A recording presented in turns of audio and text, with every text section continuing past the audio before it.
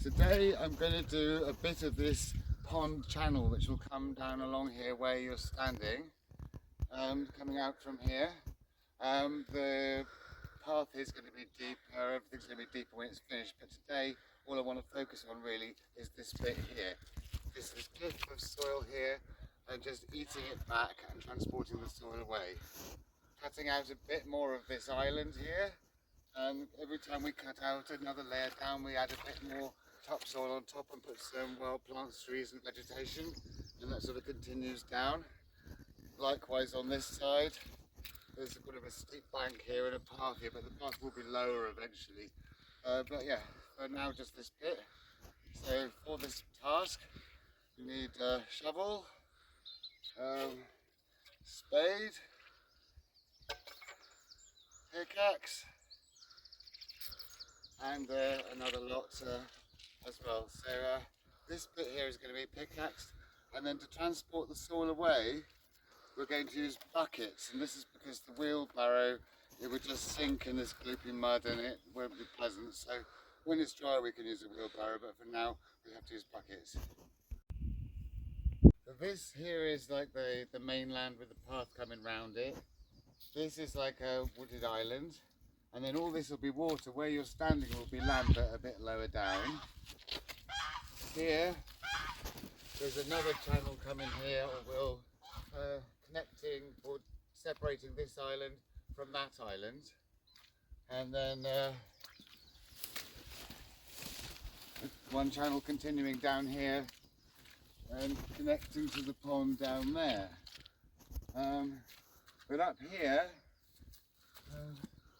there's a path coming round, and the path is complete up to here, and then this is going to be cut down lower and sloped down to almost to water height, just above water height, so it makes all this slope much bigger, and that's where we got to so far with it.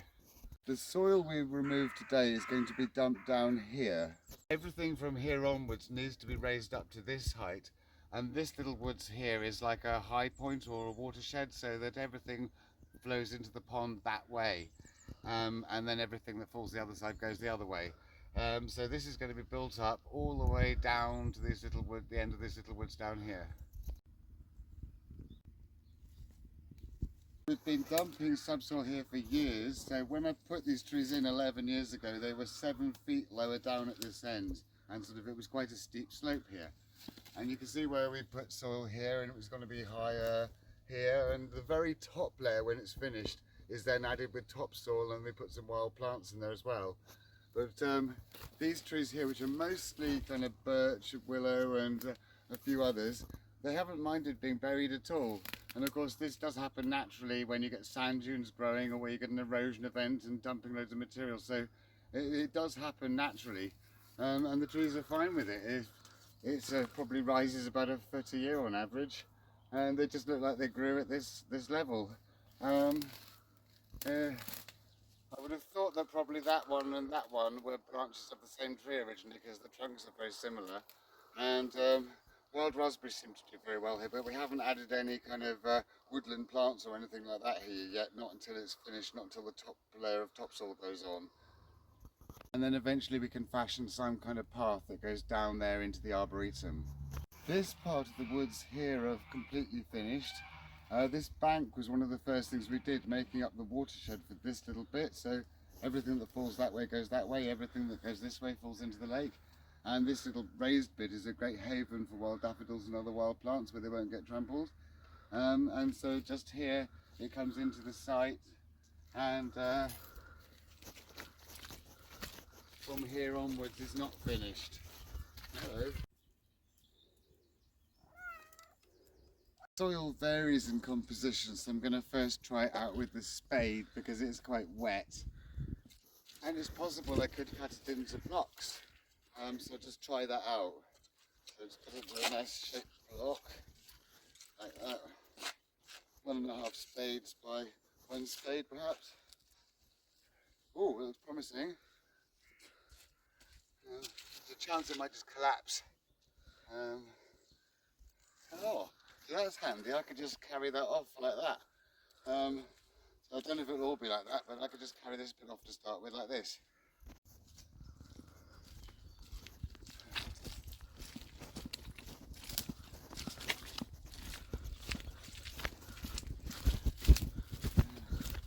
then just dump it in there like so, and then get loads more. When they come out in these big blocks like this, they're quite easy to build with, like build a bank or something. But this is subsoil, and if subsoil is saturated, it's quite prone to collapse. So if you did build something out of subsoil, you could just get a load of wet topsoil and spread it a few inches of it on the top when it's all set, and that seems to protect it. But whenever I build a bank, I always do it at an angle like that, never straight up, because they're way more prone to collapse. And this is clay, and it holds together really well, but if it's a sandy soil, such banks are harder to maintain, and you might need a stone face on it. So I just like when they're like this, I could just carry them off, and they're really easy to carry. But if it's much more crumbly, I'll put it into the buckets. Just move these out of the way. So whenever you're landscaping an area, you're not really doing one area, you're doing two areas. So every single time I move a block from here, this channel becomes deeper. Okay, it's not finished, but it becomes deeper and more complete and changes its appearance. And then when I take the soil over there, that's raising that land up, even though a tiny bit for each block, but it changes it. So every little block is an achievement which changes the area. You can see that's now deeper, and one block closer to being completed. And then just lob them with a bit of force so that they break up a bit. But really, this area in particular, I'm in no hurry for it to settle down. You can see all this is made of turfs that we've lobbed here and wheelbarrows of subsoil. So the rain eventually compresses it down, so I don't really need to do anything to it at all here. If it was a project that I wanted done more quickly, I wouldn't want to just chuck it in blocks, because you'd get all the air pockets. It would take ages to work their way down, but here it really doesn't matter because it's a long, slow process. What we've done here is just to create two footpaths in one small space, because this woods is very narrow. Just by building this bank in the middle, and then we've got this path that comes around this side, and you're in a sort of different world here. So it makes it seem like you've got two paths, but really it's just one that's braided a bit. The wild daffodils love growing on this middle bit. And here we've built like another little mound to give you the feeling of more distance and space. And then just down here, it joins up with this again. So it's just a little bank, and it just braids it into two. And then here it braids again. This bit down here isn't finished yet, and we really need this. This one's almost finished, and here the path comes round and through that way, or you can take a longer way around the headland that way. So this side of the mound here, this will be much lower down, so you'd be like down here somewhere, down to kind of just above water level. And then this will be a much bigger slope coming down, and this headland will be a much bigger slope as well, and they'll be able to cover that with topsoil and wild daffodils and things. There'll probably be room for at least another big tree and loads of little shrub trees here when it's at its lower level. And then you just you're on a nice level bit here with the channel coming through here and the islands behind. So you're sort of very sheltered by the banks here and the banks on the islands here. And look, a really nice little area which is totally out of the wind from all directions. When I do the edge bits, either of the mainland or the island, I always cut it down at a nice angle, and the next one of these that way as well, and cut that out. It's a bit difficult with these prickly hawthorns here, but I'll lift this out. You see, that's not going to erode because it's a nice slope. If it was like straight down or a cliff, it's more likely to collapse. But now that bit's exposed as a shelf from where I cut this layer away. And now I get some wet, squishy topsoil, which I mix up in a bucket with some water so it's the right consistency. and then I'd put that up from there to there and just plant the odd wild primrose or wild daffodil or something here, just a few, and they can spread. And then every time I cut another one of these shelves out, I then put a bit of soil and plant it up. It doesn't need to be too thick, it's only like wild things. And it's generally where I put the topsoil here, you get a thicker bit here. So I plant the wild plants in the thickest bit and then just let them spread over time. Eventually this will slope all the way down to the water. From this point here, which will of course be a much lower bit of land down here, a bit flat on the water's edge, will be a nice spot where I can sit in total shelter and I can look out this way, and then I've got another way I can look out there, and without even moving I can look out through that channel as well, so I can see 3 ways into the pond. And it gives you a really good vantage point where you're really sheltered and protected from all the wind and the sun and everything, and then you can just see out to loads of different places.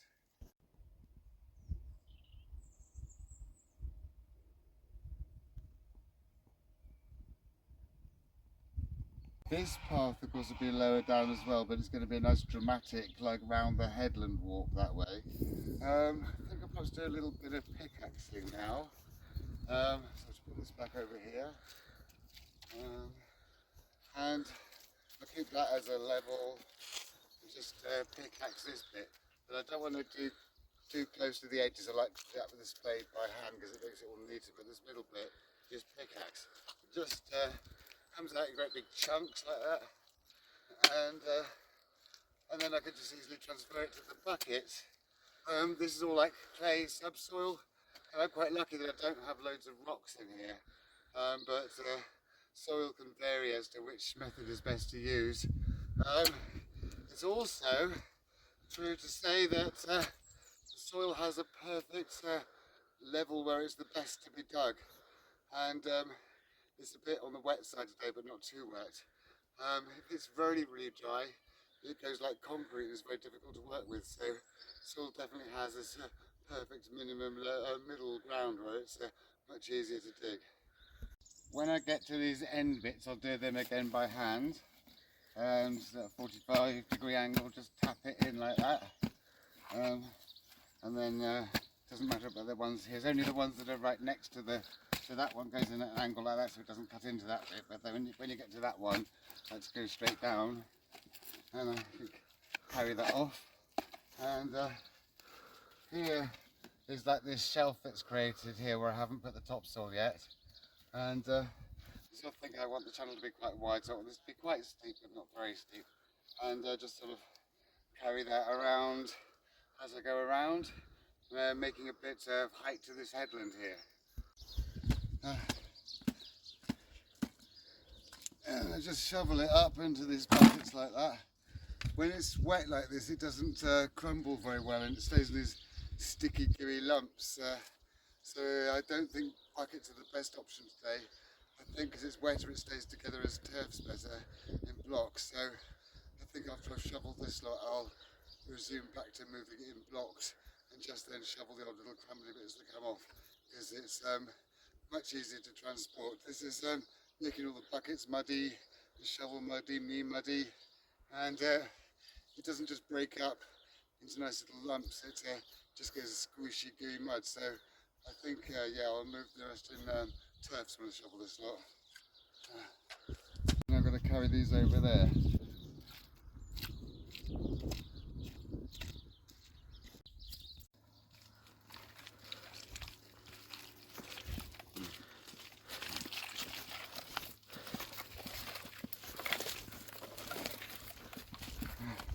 These broken bits are good for sort of putting between the cracks of the big lumpy turf bits, because they'll speed the process for it all soaking down and together again.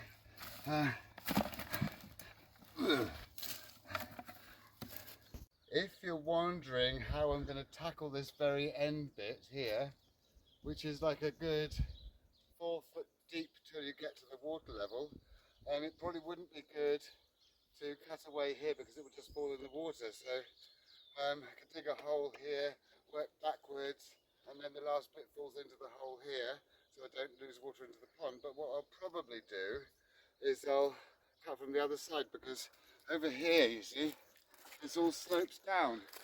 So by cutting like this terrace here back this way, and the one below it back this way, eventually I'll come over to here. And to get the depth of the water, I'd need to do it when there's a drought, so that I can cut deeper than the actual water level. And then ideally this here would be, the channel here would be good if it's about 3 feet, so it was resistant to all but the severest of droughts, because you need quite a lot of drought for the water to drop like 1 or 2 feet. So it should nearly always have water in it if I can get it to 3 feet deep. A lot of the soil that we've been dumping here over the years has come from different places, but a great deal of it has come from here. I mean, it makes loads of sense if the place where you're dumping the soil is very close to the place you're getting it from, because then you've got less transportation and less carrying, and it makes the whole job much, much quicker. Here you can, well, if you look on the island over there, you can see a shelf with some reeds coming out of it. And that's sort of roughly the original surface area here. So all this end of the pond has been raised up. As I cut back with each row, then a little bit of this level just gets left like here, like this shelf. And then once again I come along and neatly cut it at a 45-degree angle. Stone there. There's a stone, just move over a bit. And sometimes the stone comes out and leaves a hole, and just squish some mud in there. If that comes off there. I want to also measure it, because I want to have a decent sized channel here. So this one comes out a bit here, so I'm wanting this to go in a bit this side, so I don't go there like it's too narrow. And just need to cut it out like that. And then move all these bits over there.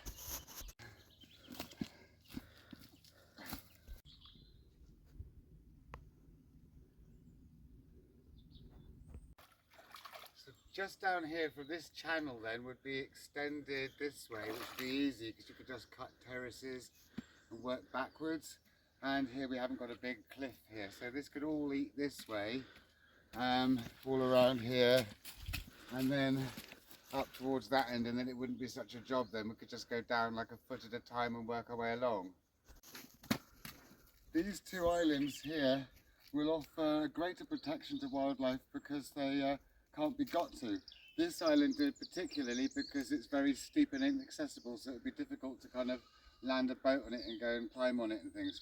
Whereas that little wooded island has a bit where you can walk about a bit and where you can land a boat. But the idea is it sort of creates a unique environment, lots of different steep bits, dry bits and different environments, and so you have a maximum amount of wild plants living there, and wild animals that will come because of the wild plants.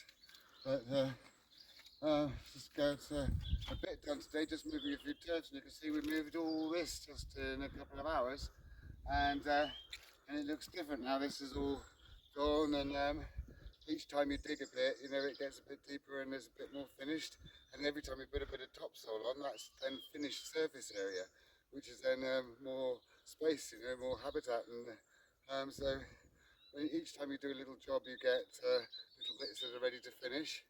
And it's just a gradual process and a gradual evolution of the landscape, really.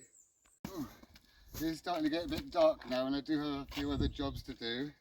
So this will probably be the last turf for today.